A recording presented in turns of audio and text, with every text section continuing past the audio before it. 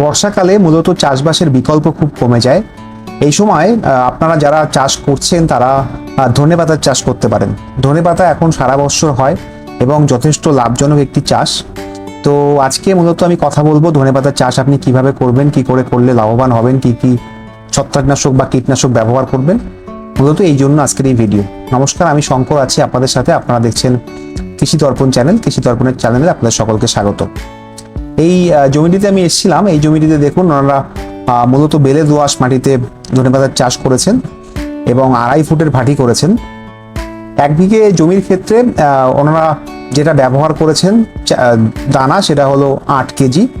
আপনারা 8 থেকে 10 কেজি মতো দানা ব্যবহার করতে পারেন। মূল সার হিসেবে ওনারা যেটা ব্যবহার করেছেন সেটা হলো 10-26 ব্যবহার করেছেন বিঘা প্রতি 20 কেজি হারে, এবং তার সাথে 2 কেজি হারে বিঘা প্রতি জিঙ্ক দিয়েছেন। আমি প্রথমেই বললাম বেলে দোআঁশ মাটিতে ভালো হয় এই চাষটি, এবং আপনারা লক্ষ্য রাখবেন যে এই জমিতে জল একদমই জমে না সেরকম জমিতে চাষ করা। নিচু জমিতে চাষ করলে কিন্তু ফলাফল কিন্তু ভালো হবে না এবং আপনার পয়সাটা নষ্ট হওয়ার খুব একটা সম্ভাবনা থাকবে, কারণ হলো ধনেপাতা কিন্তু একদম জল সহ্য করতে পারে না। ভাটি করার পর, চারা ওঠার পর আপনারা হিউমিক অ্যাসিড ব্যবহার করতে পারেন, যেটা 98%, যেটা আমরা খুব সহজেই দোকান থেকে পেতে পারি।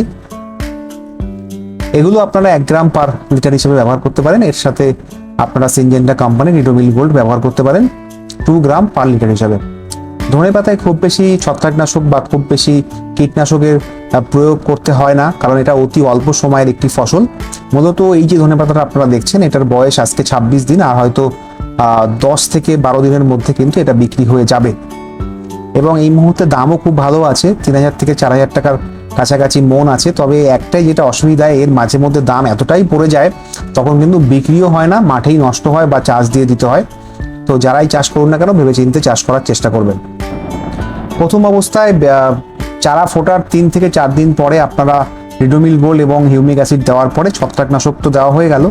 এরপর 2-4 দিন পরে আবার পুনরায় আপনারা ম্যানকোজে যুক্ত যে কোনো ছত্রাকনাশক ব্যবহার করতে পারেন। তার মধ্যে স্প্রিন্ট আছে, সার্ফ আছে। স্প্রিন্টের ডোজ হবে আপনার 1.5 গ্রাম পার লিটার, এবং এর পাশাপাশি যদি আপনারা সার্ফ ইউজ করেন তাহলে 2 গ্রাম পার লিটার হিসেবে আপনারা ডোজ করতে পারেন।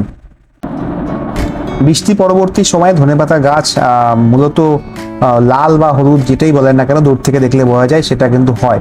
তো এক্ষেত্রে আমি বলবো আপনারা সাই কোম্পানির সাই পাওয়ার প্লাস ব্যবহার করতে পারেন 2 ml পার লিটার হিসেবে। সাই পাওয়ার প্লাস ব্যবহার করলে যেটা মূলত আপনার জমির যে লাল যে ভাবটা থাকবে ধনেপাতার ক্ষেত্রে বা হলুদ হলুদ টাইপের, সেটা কিন্তু ঠিক করা যায়। তো যারা ধনেপাতার চাষ করেছেন এই মুহূর্তে বা ভবিষ্যতে করবেন, তাদের জমিতে যদি এরকম ধরনের সমস্যা দেখা যায় সেক্ষেত্রে কিন্তু আপনারা সাই কোম্পানির সাই পাওয়ার প্লাস কিন্তু 2 ml পার লিটার হিসেবে ব্যবহার করতে পারেন।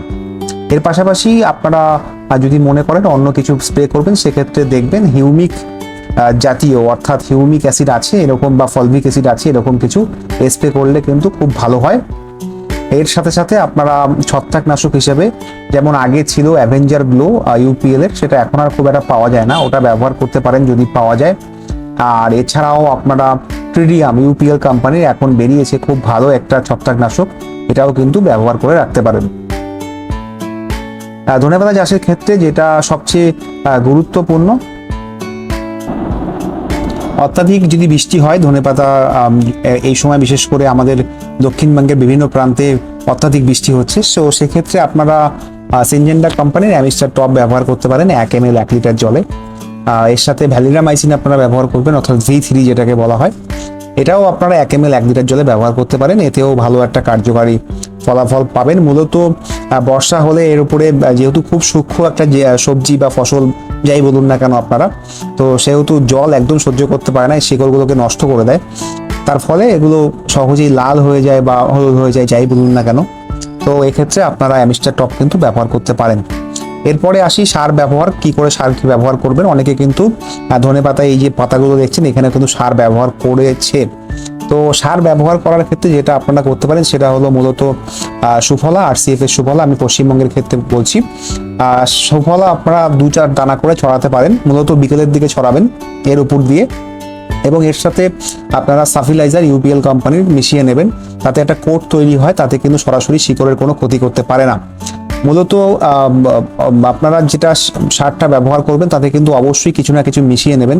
আপনারা চাইলে যেখানে কার্বনডিজাইম আছে অর্থাৎ সাফ আছে, স্প্রিন্টও আছে, এগুলো আপনারা ব্যবহার করতে পারেন মূলত একটা কোট তৈরি করার জন্য, যাতে সারগুলো সরাসরি গিয়ে পাতায় সরাসরি কোনো ক্ষতিগ্রস্ত করতে না পারে বা শিকড়টাকে ক্ষতিগ্রস্ত না করতে পারে। মূলত আপনারা যে সার ব্যবহার করবেন সেটা হলো ডোজ হবে 100 গ্রাম সার, 100 গ্রাম সাব বা স্প্রিন্ট বা সাবিলাইজার আপনারা 10 কেজি সারের জন্য ব্যবহার করতে পারেন। এতে ব্যবহার করার যে সময়টা সেটা হলো আপনার বিকেলবেলা, বিকেলের দুপুরের মধ্যে কিন্তু আপনারা কেউ ব্যবহার করবেন না, তাহলে কিন্তু গাছগুলো সব ঝিমিয়ে মরে যাওয়ার সম্ভাবনা থাকে বা বৃষ্টি হলেও কিন্তু খুব ক্ষতি হওয়ার সম্ভাবনা থাকে। সেক্ষেত্রে ওয়েদার আপডেট দেখে আপনারা তারপরে কিন্তু মূলত সারটা ব্যবহার করবেন। এর পাশাপাশি আমি এর সেচ ব্যবস্থার কথা বলছি। যদি বৃষ্টি খুব তাড়াতাড়ি না হয়, ধনেপাতায় কিন্তু প্রচুর পরিমাণে জলের দরকার হয়, অর্থাৎ সেচ দেওয়ার দরকার হয়, কারণ তীব্র রোদ থাকলে ধনেপাতা কিন্তু ভালো হয় না। তো এই ক্ষেত্রে যারা আপনারা সেচ দিয়ে চাষ করতে চাইছেন তারা কিন্তু এই ব্যাপারটা অবশ্যই খেয়াল রাখবেন। যদি পরপর 2-4 দিন বৃষ্টি না হয়, দেখুন এই জমিটা শুকনো হয়ে গেছে, একদম সাদা হয়ে গেছে। তো 2 দিন আগেও বৃষ্টি হয়েছিল, তবে এই জমিগুলোর জল নিকাশি ব্যবস্থা খুব ভালো হওয়াতে জলের 1 ফোঁটা চিহ্নও নেই এই মুহূর্তে। এটা কিন্তু 2-1 দিনের মধ্যে কিন্তু সেচ দেওয়ার দরকার হবে যদি বৃষ্টি না হয়। তো আপনারা অবশ্যই সেচ দেবেন। সেচ দেওয়ার সময় অবশ্যই খেয়াল রাখবেন ভাটির উপর দিয়ে যেন জল না বয়ে যায়। জল বয়ে গেলে কিন্তু পাতাগুলো ক্ষতিগ্রস্ত হওয়ার সম্ভাবনা খুব বেশি থাকে। তো এক্ষেত্রে আপনারা কিন্তু এই ব্যাপারগুলো নিশ্চিত করবেন। আর ধনেপাতা যেমন লাভজনক চাষ, তেমনি এর ঝুঁকিও। তো যারা বাজারটাকে বুঝবেন ভালো করে এবং তারপরে কিন্তু এই চাষটা করবেন। সবাই ভালো থাকবেন, সুস্থ থাকবেন এবং পরবর্তী ভিডিওতে আমি নতুন কিছু বিষয় নিয়ে আবার আসবো। সবাই ভালো থাকবেন, সুস্থ থাকবেন। ধন্যবাদ।